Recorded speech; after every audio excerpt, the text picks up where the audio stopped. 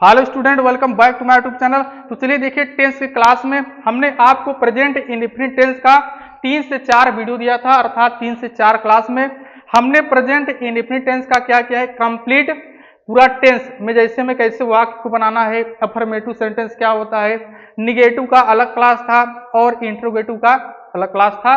तो present indefinite tense का पूरा क्लास समाप्त हो गया था। आज हमें अगला टेंस पढ़ना है जिसका नाम है प्रेजेंट कॉन्टिन्यूअस टेंस। इसका हिंदी में नाम है वर्तमान निरंतर काल। क्या है? वर्तमान निरंतर काल। और देखिए, इससे पहले जो पढ़ाया गया था प्रेजेंट इंडेफिनिट, उसमें था ता है, थी है, ते है, लेकिन इसमें क्या है?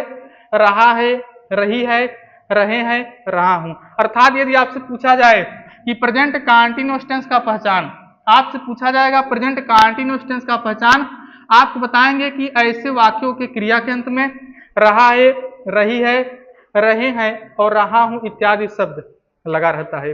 और प्रेजेंट इंडेफिनिट टेंस में इसके पीछे जो पढ़ा गया था उसमें सहायक क्रिया हमारा था डू और डज। क्या था? डू और डज था। लेकिन इसमें सहायक क्रिया डू डज नहीं होगा।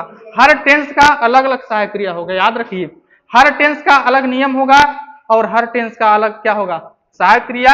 आपको याद रखना होगा इस टेंस का जो सहायक क्रिया होता है ना, आप याद रखना होगा आपको कि प्रेजेंट कॉन्टिन्यूअस टेंस का सहायक क्रिया, तो इसका सहायक क्रिया होता है इज एम आर। क्या होता है? हाँ, इसका होता है इज और एम और आर। आपको याद रखना होगा कि प्रेजेंट कॉन्टिन्यूअस टेंस का सहायक क्रिया इज एम आर। अब क्या करेंगे आप? नियम हमारा क्या है? इसमें नियम कुछ ऐसे होता है कि जैसे एक वचनकर्ता के साथ इज लगाते हैं और बहुवचनकर्ता के साथ आर लगाते हैं। तो चलिए डायरेक्ट हम पहला नंबर हम क्या पढ़ेंगे? आज प्रेजेंट कॉन्टिन्यूअस टेंस खत्म हो जाएगा, कल अगला टेंस स्टार्ट होगा। अब बहुत जल्दी जल्दी क्लास होगा। चलिए पहला नंबर हम पढ़ेंगे अफर्मेटिव सेंटेंस।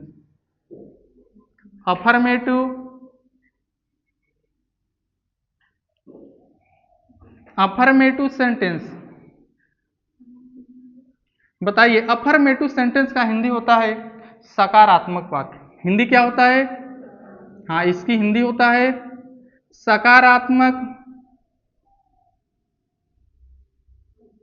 वाक्य। चलिए, इसका हिंदी होता है सकारात्मक वाक्य। तो पहला नंबर हम कैसा सेंटेंस पढ़ते हैं? पहला नंबर हम पढ़ते हैं अफर्मेटिव सेंटेंस, दूसरा नंबर हम पढ़ेंगे निगेटिव सेंटेंस और तीसरा नंबर क्या पढ़ेंगे? Interrogative sentence. चलिए, अफर्मेटिव सेंटेंस का हिंदी में नाम लिखा गया है यहाँ पर कि अफर्मेटिव सेंटेंस का हिंदी में नाम होता है सकारात्मक वाक्य। चलिए, नियम क्या है ध्यान से देखिए। नियम हमारा यही है, आपको नियम क्या याद रखना है? चलिए, कि यदि वाक्य सकारात्मक है, देखिए स्कूल में अफर्मेटिव सेंटेंस को सिंपल सेंटेंस कहते हैं। जैसे आपके यदि स्कूल में पढ़ाया जा रहा है तो स्कूल के टीचर अफर्मेटिव सेंटेंस इसे नहीं कहते हैं। क्या कहते हैं? Simple sentence. क्या याद रखना होगा? तो यदि वाक्य सकारात्मक है, लेकिन आप ग्रामर के यदि बुक लेंगे, जितने बुक में सभी में ऐसे ही लिखा होगा। क्या लिखा होगा? Affirmative sentence. यदि वाक्य सकारात्मक है तो अनुवाद करते समय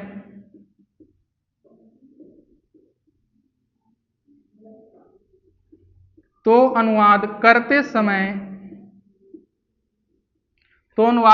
समय एक वचनकर्ता,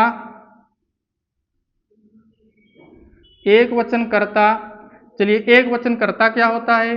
ही, सी, इट और नेम। सभी को पता है एक वचनकर्ता क्या होता है। तो यदि वाक्य सकारात्मक है तो अनुवाद करते समय एक वचनकर्ता ही, सी, इट, नेम के साथ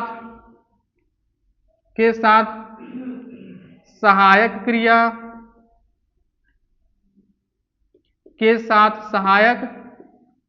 क्रिया इज, कामा, कर्ता आई के साथ एम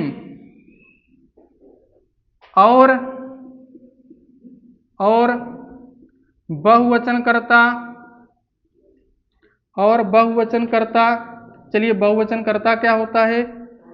हाँ, तो इस टेंस में आई को अलग कर दिया गया है, बहुवचनकर्ता से आई को बाहर निकाल गया है, तो बहुवचनकर्ता में बचेगा यू, दे, वी। तो आई के साथ एम और बहुवचनकर्ता के साथ आर का प्रयोग करते हैं, ARE, आर का प्रयोग करते हैं। क्या लिखा गया है? यदि वाक्य सकारात्मक है तो अनुवाद करते समय एक वचनकर्ता ही, सी, इट, नेम के साथ सहायक क्रिया इज, कामा, कर्ता आई के साथ एम और बहुवचनकर्ता यू, दे, वी के साथ आर का प्रयोग करते हैं। तथा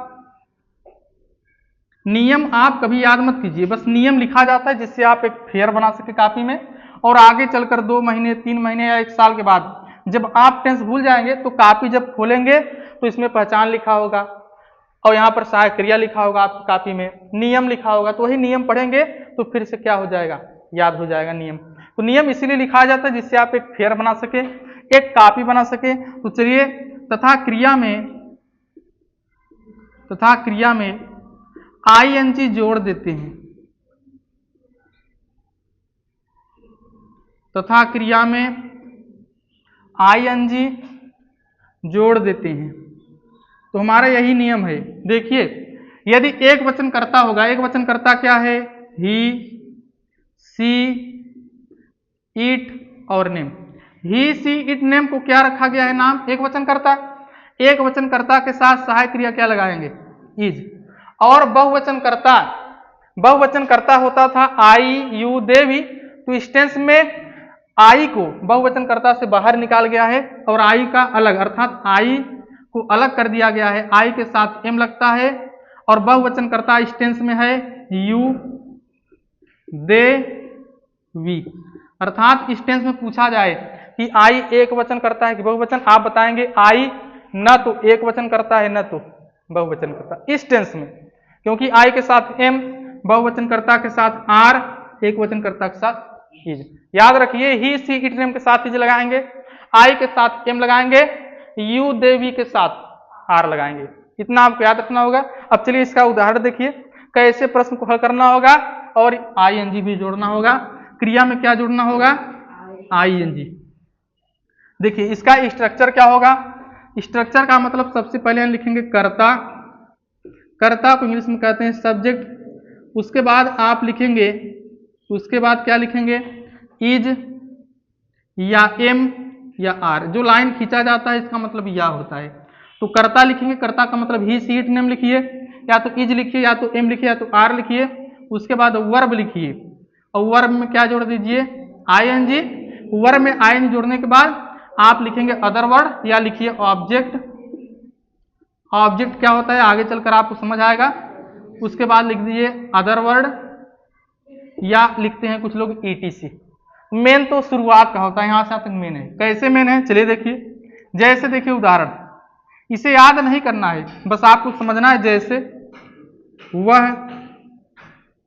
वह पढ़ रही है।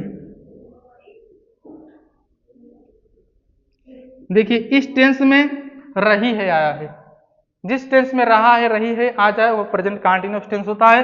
वह पढ़ रही है, वह हमारा सब्जेक्ट है, वह का इंग्लिश क्या होता है? सी। बताइए सी के साथ में इज लगेगा कि एम की आर? इज लिखेंगे सी, उसके बाद इज, उसके बाद वर्ब लिखिए। वर्ब क्या है? वर्ब का मतलब काम, पढ़ना लिखना। तो लिखेंगे सी इज रीड। रीड में क्या जोड़िए? ING। रीड में आपको ING जोड़ना है।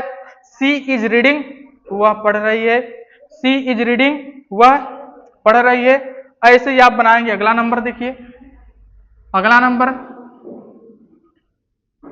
देखिए, अगला नंबर ध्यान से देखते रहिए। तुम विद्यालय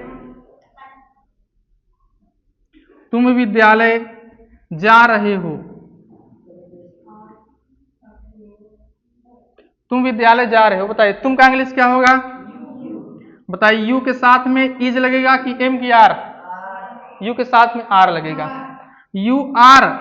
अब लिखेंगे वर्ब। वर्ब का मतलब जाना, तो लिखेंगे यू आर गो, गो में क्या जोड़ेंगे, तो लिखेंगे you are going to school, you are going to, ऐसे ही सेंटेंस बनाएंगे। चलिए अगला नंबर, जैसे अगला नंबर,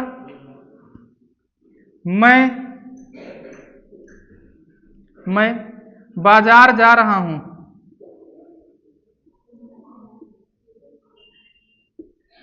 मैं बाजार जा रहा हूं। चलिए मैं बाजार जा रहा हूं, मैं का इंग्लिश क्या होगा, आई, तो मैं का इंग्लिश हम लिखेंगे आई। आई के साथ में इज लगेगा कि आर, ना इज लगेगा ना आर, आई के साथ में सहायक क्रिया एम। अब जाना का लिखिए गो, गो में जोड़ना है आप सभी को ING. I am going to market, I am going to market. ऐसे ही आपको क्या करना है, सभी सेंटेंस बनाना है। चलिए और सेंटेंस देखिए,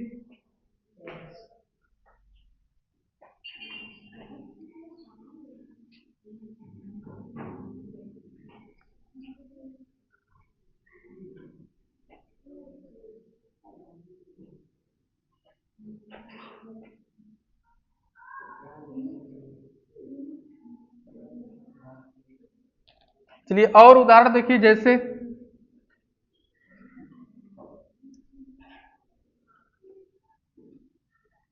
चलिए अगला नंबर, राकेश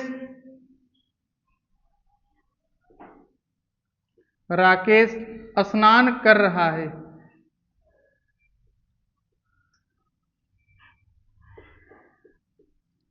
राकेश स्नान कर रहा है। राकेश नेम है, तो पहले सबसे पहले हम लिखेंगे राकेश का इंग्लिश। बताइए राकेश नेम जो होता है एक वचन होता है, एक वचन के साथ हम क्या लिखते हैं, इज। राकेश इज स्नान करना का इंग्लिश होता है बाथ। देखिए ध्यान से देखिए, स्नान करना का इंग्लिश आप सभी लोग यह लिखा करिए BATHE, चाहे स्कूल में चाहे जहां, जब भी आप स्नान करना का स्पेलिंग लिखेंगे, लिखेंगे BATHE। क्या लिखेंगे, BATHE, यही सही है। लेकिन इसमें जब आईएनजी जोड़ते हैं, जब आईएनजी जोड़ेंगे, यदि टेंस में चाहे जो आप टेंस पढ़ रहे हैं जिसमें आईएनजी जोड़ा जाता है, यदि आईएनजी जोड़ रहे हैं और अंत में ई आता है, तो आईएनजी जोड़ते समय ई को क्या करेंगे, हटा दिया जाता है। नियम है, आईएनजी जोड़ते समय ई को हटा देंगे। राकेश इज लिखेंगे BATHE, लेकिन ई हटेगा तो हो गया आईएनजी, बन गया राकेश इज बाथिंग, मतलब राकेश स्नान कर रहा है। ठीक है ना, राकेश। अब देखिए ध्यान से अंतर देख लीजिए, जैसे स्नान करना, ध्यान से देखिए आज क्लियर हो जाएगा। स्नान करना, स्नान करना, जैसे देखिए स्नान करना, कुछ लोग इसका स्पेलिंग लिखते हैं BATH, क्या लिखते हैं, जबकि सही सही होता है BATHE। बहुत सारे लोग को पता नहीं है। स्नान करना का सभी लोग क्या करते हैं, स्कूल में स्नान करना का स्पेलिंग लिखते हैं BATHE, जबकि स्नान करना का स्पेलिंग क्या है, BATHE। अब देखिए जैसे BATHE कब लगाया जाएगा और BATHE कब लगाया जाएगा, जैसे ध्यान से देखते रहिए कि मैं स्नान करता हूं, स्नान करना का दोनों में नहीं सही है, लेकिन कब लगेगा, मैं स्नान करता हूं, मैं स्नान करता हूं, फिर है मैं स्नान करता हूं। बताइए मैं स्नान करता हूं जिसके अंत में ता हूं आता है, कौन सा टेंस होता है, प्रेजेंट इंडेफिनिट। ता हूं ता है, तो देखिए ये प्रेजेंट इंडेफिनिट टेंस है। प्रेजेंट मैं स्नान करता हूं, ता हूं लिखा है ना, तो जिसमें ता है, ती है, ते है, वह कौन सा टेंस होता है, प्रेजेंट इंडेफिनिट टेंस। या प्रेजेंट कंटीन्यूअस है, हम प्रेजेंट इंडेफिनिट टेंस का बात कर रहे हैं। क्या हुआ, मैं स्नान करता हूं, ठीक है ना, तो दोनों सेंटेंस सेम है। तो क्या करना है, इसमें देखिए इसका ट्रांसलेशन कैसे बनाते हैं। मैं का इंग्लिश आई लिखा जाएगा, जब प्रेजेंट इंडेफिनिट टेंस में कर्ता बहुवचन होता है उसमें यस या इस नहीं लगता है। तो देखिए आई बाथ इसका भी होगा और आई बाथ। हम क्या आपको बता रहे हैं, हम बता रहे हैं कि स्नान करना का दो स्पेलिंग होता है, BATH और BATHE। कब यह लगता है, कब यह लगता है, देखिए ध्यान से, बाथ तब लगाते हैं, बाथ यह सिर्फ इंग्लिश है स्नान का। किसका इंग्लिश है? स्नान का सिर्फ इंग्लिश है बाथ। और स्नान करना का क्या है? स्नान करना का है BATHE। तो सिर्फ स्नान का इंग्लिश क्या होता है? बाथ। और स्नान करना का इसे पढ़ते हैं बाथ, लेकिन वास्तव में लिखा गया है बेथ, BATHE। जो मैं आपको बता रहा हूं दोनों रियलिटी का मतलब यह कोई जानता नहीं है, इसलिए आप जान लीजिए कि स्नान करना का दो स्पेलिंग होता है। सिर्फ स्नान का इंग्लिश होता है बाथ और स्नान करना का होता है बेथ। जितने बात पढ़ते हैं लेकिन वास्तव में अगर आप गूगल में देखेंगे, बड़ी बड़ी किताबों में देखेंगे, इसको क्या पढ़ा जाएगा? बेथ। तो मैं स्नान करता हूं, आई बेथ सही है। अब मैं स्नान करता हूं, आई और बाथ जो लिखेगा गलत माना जाएगा।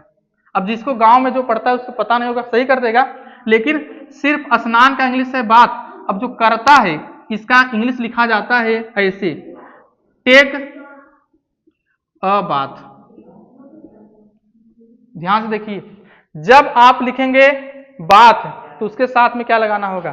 Take a, take a. और जो लिखेगा BATHE वहां पर टेक ए नहीं लगाना होता है।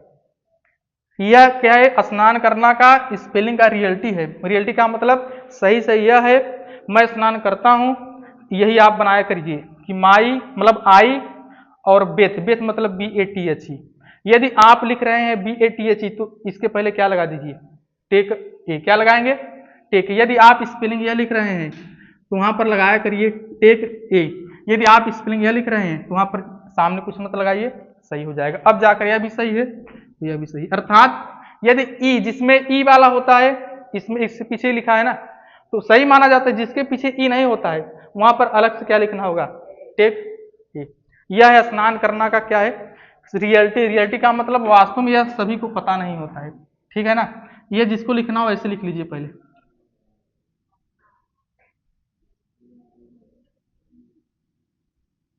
चलिए इतना लिखिए, उसके बाद हम यहाँ पर हल करेंगे। मैं स्नान करता हूँ, आपसे पता हो गया कि क्या हो गया, हट गया है। तो राकेश इज बाथिंग, मैं स्नान कर रहा हूँ, राकेश इज बाथिंग। इसको जिसको लिखना हो लिख लीजिए। ये स्नान करना का दो स्पेलिंग होता है। अगला नंबर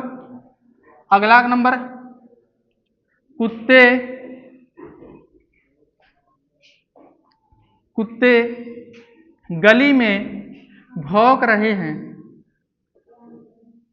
चलिए हम इस टेंस पर बात करेंगे, प्रेजेंट कंटीन्यूअस टेंस। कुत्ते गली में भौंक रहे हैं। देखिए, कुत्ते गली में भौंक रहे हैं। अब कुत्ते का इंग्लिश हम लिखेंगे कि द डॉग्स। अब बताइए डॉग्स क्या है, एक वचन की बहुवचन? बहुवचन के साथ लिखेंगे आर। भौंकना का हमने बताया बार्क, BARK, तो हो जाएगा barking. The dogs are barking. अब मे का इंग्लिश होता है in the street, STREET। Street का मतलब क्या होता है? गली। कुत्ते गली में भौंक रहे हैं, in the street, STREET। Street का मतलब क्या होता है? गली। The dogs are barking in the street, कुत्ते गली में भौंक रहे हैं। चलिए अगला नंबर वे क्रिकेट खेल रहे हैं। चलिए वे क्रिकेट खेल रहे हैं, बताइए वे का इंग्लिश क्या होता है? दे। बताइए दे एक वचन है कि बहुवचन? तो दे को बहुवचन माना जाता है। दे के साथ क्या लगाएंगे? आर। अब खेलना का होता है PLAY, इसमें क्या जोड़ेंगे? ING। They are playing cricket. तो ऐसे ही आपको क्या बनाना है? अफर्मेटिव सेंटेंस में बस इसी का यूज करना है, इज का, एम का, आर का। तो चलिए इसे लिखिए, उसके बाद हम आपको 5 ऑप्शन देंगे। अफर्मेटिव सेंटेंस आप सभी को स्वयं बनाना है।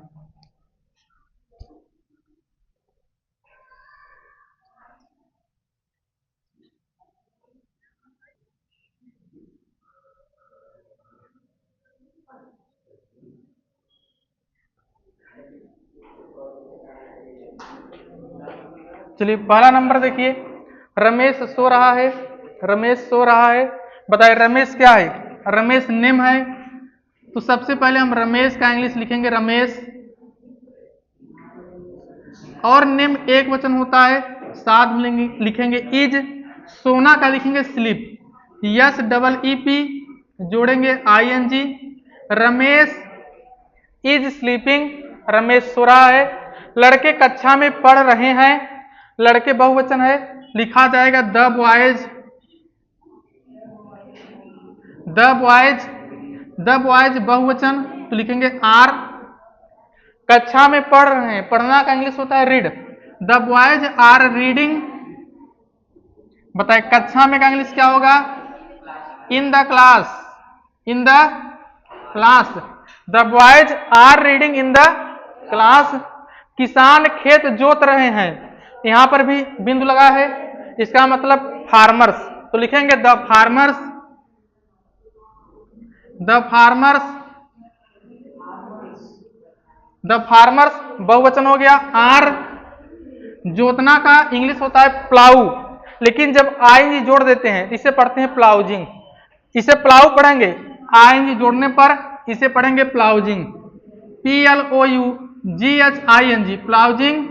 अब देखिए यहां पर ध्यान दीजिए, यदि यहां पर फार्मर लिखा है, यदि यहां पर फार्मर लिखा है तो यहां पर फील्ड लिखिए, यहां पर फार्मर्स लिखा है वहां पर भी फील्ड्स लिखिए, the farmers are ploughing the fields, the लिखेंगे तब भी सही माना जाएगा, नहीं लिखेंगे तब भी सही माना जाएगा, याद रखना है यदि यहां पर फार्मर है तो फील्ड, फार्मर्स है तो फील्ड्स, यहां पर एस है तो यहां पर भी एस होगा, ठीक है ना, ऐसा सेंटेंस याद रखिए।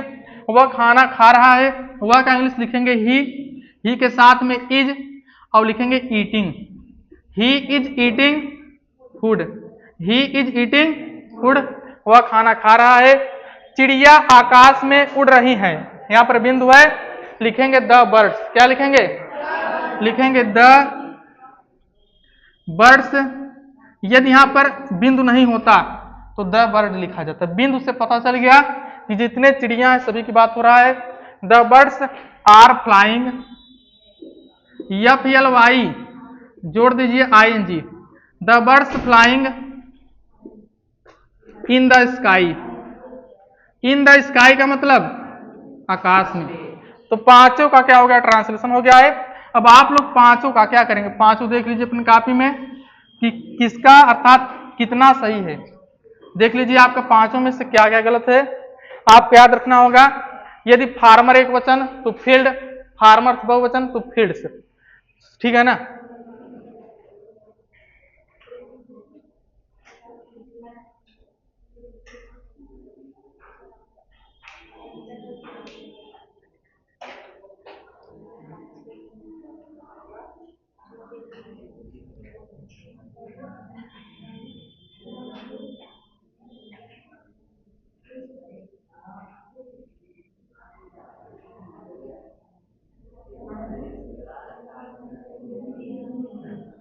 चलिए अगला नंबर लिखे निगेटिव सेंटेंस, चलिए निगेटिव सेंटेंस बताइए, निगेटिव सेंटेंस का हिंदी होता है नकारात्मक वाक्य,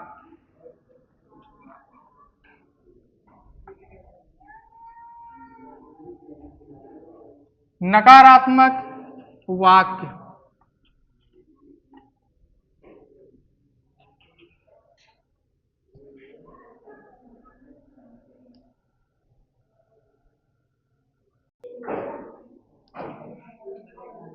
तो चलिए देखिए निगेटिव सेंटेंस, हमारा अगला सेंटेंस है निगेटिव सेंटेंस, निगेटिव सेंटेंस को हम कहते हैं नकारात्मक वाक्य, क्या कहते हैं, नकारात्मक वाक्य। नियम लिखा गया है कि यदि वाक्य नकारात्मक है तो अनुवाद करते समय सहायक क्रिया इज एम आर के बाद नहीं शब्द की अंग्रेजी नॉट लगा देते हैं, तो नियम में क्या है, बस कुछ नहीं करना है, आपको इज एम आर के बाद क्या लगाना है, नॉट, NOT। चलिए जैसे पहला नंबर हमारा उदाहरण देखिए, आपके बुक में पहला नंबर उदाहरण दिया गया है कि पिताजी दफ्तर नहीं जाते हैं, चलिए ध्यान से देखिए, पिताजी दफ्तर नहीं जा रहे हैं, टेंस में रहे हैं रहना चाहिए। पिताजी दफ्तर नहीं जा रहे हैं। बताइए पिताजी एक वचन है कि बहुवचन? पापा एक होते हैं कि दो? एक। पापा एक होते हैं तो पिताजी का इंग्लिश लिखा जाएगा द फादर। लिखेंगे FATHER द फादर। पिताजी माताजी क्या माना जाएगा? एक वचन। पिताजी का इंग्लिश हम लिखेंगे द फादर और माताजी का लिखेंगे द मदर। पिताजी माताजी से पहले द लगाना है आपको। द फादर, अब बताइए एक वचन माना जाएगा, लिखेंगे इज। अब इज मार के बाद क्या लिखेंगे? नॉट। तो द फादर इज नॉट, बताइए जाना का इंग्लिश क्या होता है? गो। गो में लिखेंगे ING। नॉट गोइंग टू, भैया दफ्तर का इंग्लिश क्या होगा? दफ्तर का इंग्लिश होता है ऑफिस। OFFICE। ऑफिस आपने नाम सुना है ना? ऑफिस। ऑफिस को क्या कहते हैं हिंदी में? दफ्तर। ऑफिस को हिंदी में क्या कहते हैं? दफ्तर। अगला नंबर सेंटेंस जो आपकी बुक में दिया गया है, लड़के फूल नहीं तोड़ रहे हैं। अगला नंबर सेंटेंस क्या है कि लड़के फूल नहीं तोड़ रहे हैं।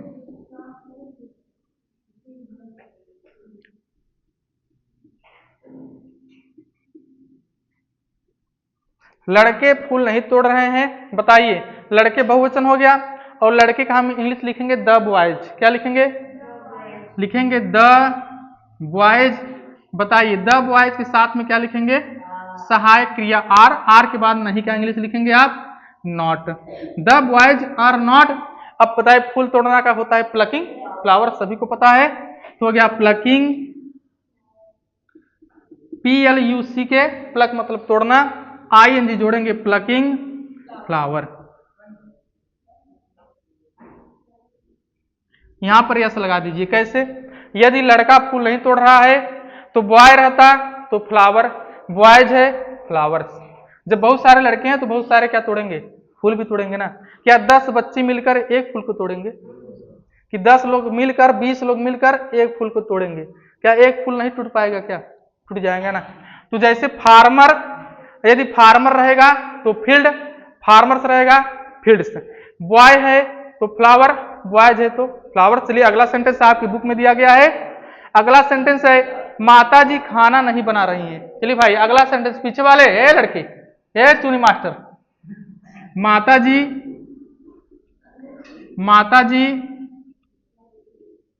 खाना,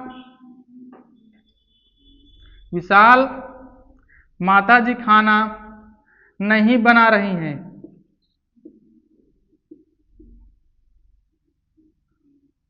चलिए माताजी खाना नहीं बना रही हैं। बताइए माताजी का इंग्लिश क्या होगा?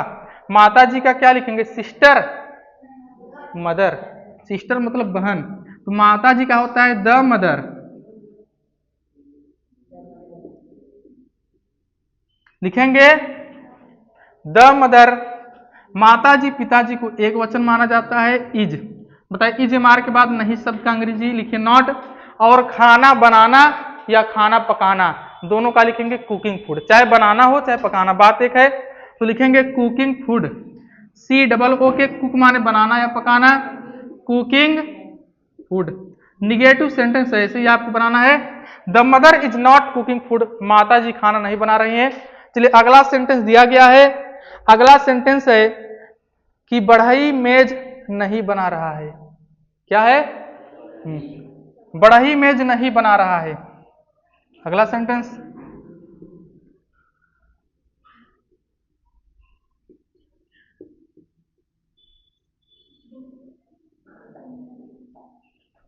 बढ़ई मेज नहीं बना रहा है। तो देखिए बढ़ई मेज नहीं बना रहा है, बढ़ई एक वचन माना जाएगा, है के ऊपर बिंदु भी नहीं है तो एक वचन है ही। यदि बढ़ई मेज नहीं बना रहे हैं तब बहुवचन, बढ़ई मेज नहीं बना रहा है एक वचन। बढ़ई का इंग्लिश होता है कारपेंटर। लिखेंगे the carpenter,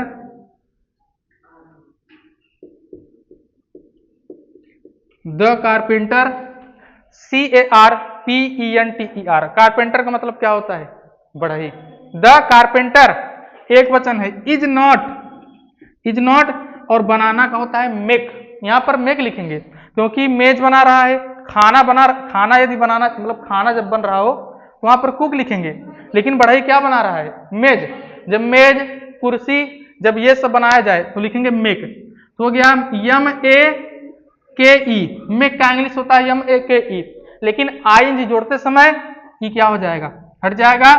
the carpenter is not making table.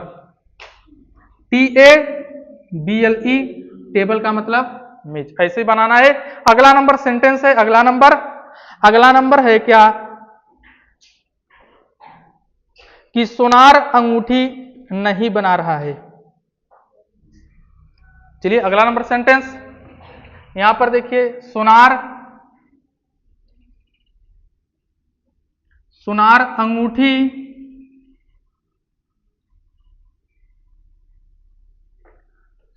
अंगूठी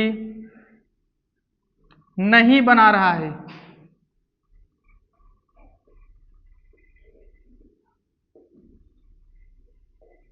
देखिए, सोनार अंगूठी नहीं बना रहा है। सोनार का इंग्लिश होता है, आपको याद करना होगा कि गोल्ड स्मिथ का मतलब होता है सोनार। क्या होता है?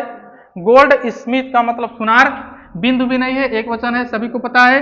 लिखेंगे द गोल्ड स्मिथ।